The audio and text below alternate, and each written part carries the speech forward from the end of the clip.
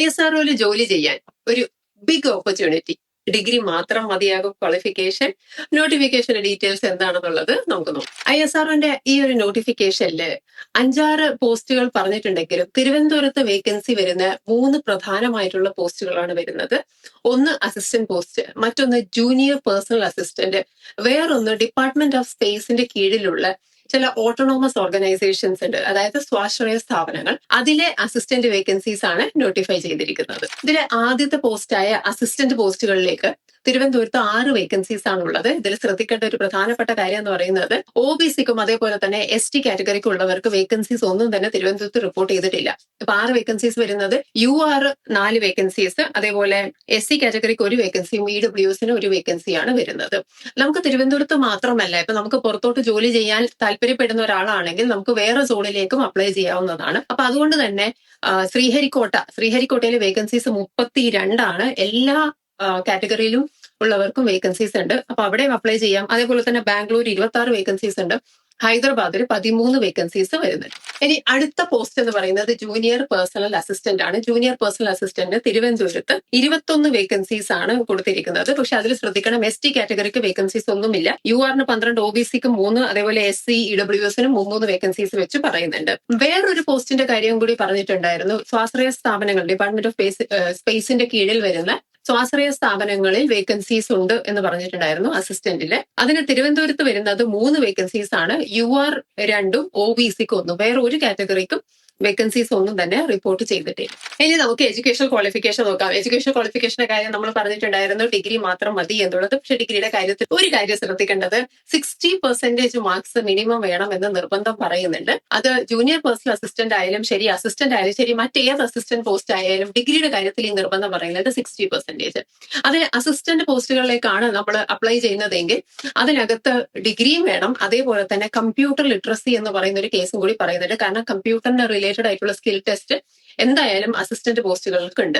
ഇനി junior personal അസിസ്റ്റന്റിനാണ് apply ചെയ്യുന്നതെങ്കിൽ അവിടെ ഈ ഡിഗ്രി കൂടാതെ സ്റ്റെനോഗ്രാഫിയും കമ്പ്യൂട്ടർ ലിറ്ററസിയും ഇത് 3 വേണം എന്ന് നിർബന്ധം പറയുന്നുണ്ട്. സ്വാഭാവികമായിട്ട് നമ്മളൊരു സംശയമാണ്, പല പോസ്റ്റുകളിലേക്കാണ് നോട്ടിഫിക്കേഷൻ വന്നിരിക്കുന്നത്, ഒരാൾക്ക് തന്നെ ഒന്നിൽ കൂടുതൽ പോസ്റ്റ് അപ്ലൈ ചെയ്യാൻ പറ്റുമോ എന്നുള്ളത്. തീർച്ചയായിട്ടും ഒരാൾക്ക് ഒന്നിൽ കൂടുതൽ പോസ്റ്റ് അപ്ലൈ ചെയ്യാം. For example, junior personal assistant stenography അറിയുന്ന ഒരാൾക്ക് തന്നെ അസിസ്റ്റന്റ് പോസ്റ്റുകൾക്കും ഡെഫിനറ്റ്ലി അപ്ലൈ ചെയ്യാവുന്നതാണ്. അതായത് പല പോസ്റ്റുകൾക്ക് അപ്ലൈ ചെയ്യാവുന്നതാണ്. അതുപോലെ തന്നെ പല സോണിൽ അപ്ലൈ ചെയ്യാം. ഇപ്പൊ തിരുവനന്തപുരത്ത് നിന്നുള്ളവരോ കേരളത്തിൽ നിന്നുള്ളവരോ തിരുവനന്തപുരം തന്നെ അപ്ലൈ ചെയ്യണമെന്നില്ല, മറ്റ് സോണിലേക്ക് നമുക്ക് അപ്ലൈ ചെയ്യാവുന്നതാണ്. ഈ ഒരു കാര്യം മാത്രം ശ്രദ്ധിക്കുക, ഒരേ പോസ്റ്റിന് പല സോണിൽ അപ്ലൈ ചെയ്യരുത് എന്നുള്ളത്.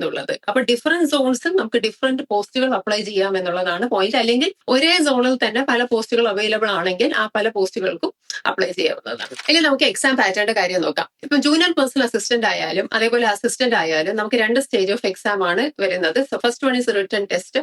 റിട്ടൺ ടെസ്റ്റ് എന്ന് പറയുന്നത് OMR ബേസ്ഡ് ആണ് ടെസ്റ്റ് വരുന്നത്, CBT അല്ല. ഇപ്പൊ കഴിഞ്ഞ തവണ വരെ നടത്തിയ ISRO അസിസ്റ്റന്റ് എല്ലാ എക്സാംസും അങ്ങനെ തന്നെയാണ് ഉണ്ടായിരുന്നത്.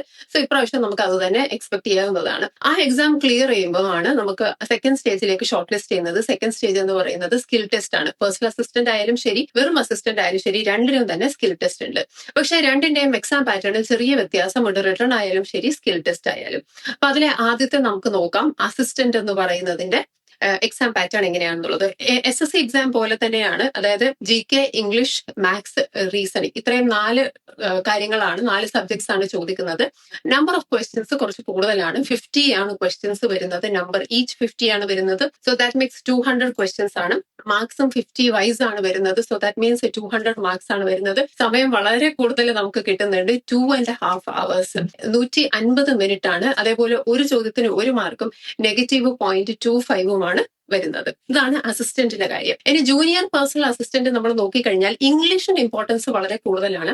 ഇംഗ്ലീഷിൽ 100 ക്വസ്റ്റ്യൻസും അതേപോലെ 100 മാർക്സും ആണ് വരുന്നത്. ജനറൽ ഇന്റലിജൻസ് ആൻഡ് റീസണിങ്, അതായത് റീസണിങ്ങിന് 50 ക്വസ്റ്റ്യൻസ് 50 മാർക്സ് ആണ്. ക്വാണ്ടിറ്റേറ്റീവ് ആപ്റ്റിറ്റ്യൂഡിന്റെ കൂടെയാണ് ജനറൽ നോളജ്, അതായത് അല്ലെങ്കിൽ ജനറൽ അവയർനെസ് പെയർ ചെയ്തിരിക്കുന്നത്. So together 50 questions and 50 marks ആണ്. സമയം ഒരുപോലെയാണ്, 150 മിനിറ്റ്സ് ആണ് സമയം.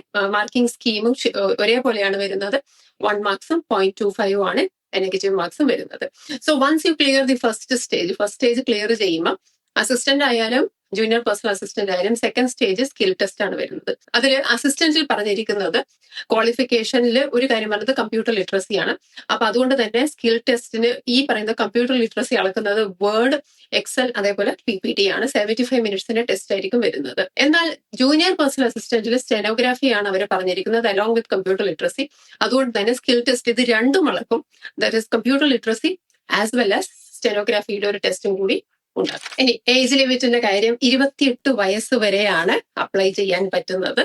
അത് ഓഗസ്റ്റ് 16 ആകും. ഈ ഓഗസ്റ്റ് 16 ആകുമ്പോഴേക്കും 28 വയസ്സ് കവിയാൻ പാടില്ല. OBC കാറ്റഗറിക്കായാലും SC/ST കാറ്റഗറിക്കായാലും നിയമാനുസൃതമായ ഏജ് ലിമിറ്റ് അവൈലബിൾ ആണ്. ഇനി ആപ്ലിക്കേഷൻ ഫീസിന്റെ കാര്യം ശ്രദ്ധിക്കുക. 100 രൂപയാണ് ആപ്ലിക്കേഷൻ ഫീസ് പറയുന്നതെങ്കിലും നമ്മൾ ഇനീഷ്യലി പേ ചെയ്യുമ്പോൾ 500 റുപ്പീസ് അടക്കണം.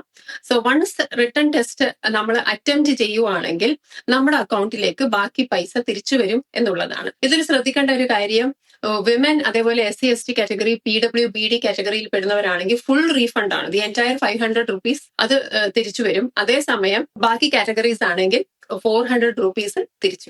ഇനി അപ്ലൈ ചെയ്യുമ്പോൾ ശ്രദ്ധിക്കേണ്ട കാര്യം, ഒരുവിധപ്പെട്ട എല്ലാ എക്സാമിനും വരുന്നത് പോലെ നമുക്ക് ഫോട്ടോയും സിഗ്നേച്ചറും അപ്ലോഡ് ചെയ്യണം. അപ്ലൈ ചെയ്യാനുള്ള ലാസ്റ്റ് ഡേറ്റ് മറക്കാതിരിക്കുക. 16th ഓഗസ്റ്റ് ആണ്. നേരത്തെ തന്നെ അപ്ലൈ ചെയ്യുക. അപ്ലൈ ചെയ്യാനുള്ള വെബ്സൈറ്റ് isro.gov.in ആണ്. അതിനകത്ത് കരിയേഴ്സിൽ പോയി കഴിഞ്ഞാൽ നമുക്ക് അപ്ലൈ ചെയ്യാവുന്നതാണ്.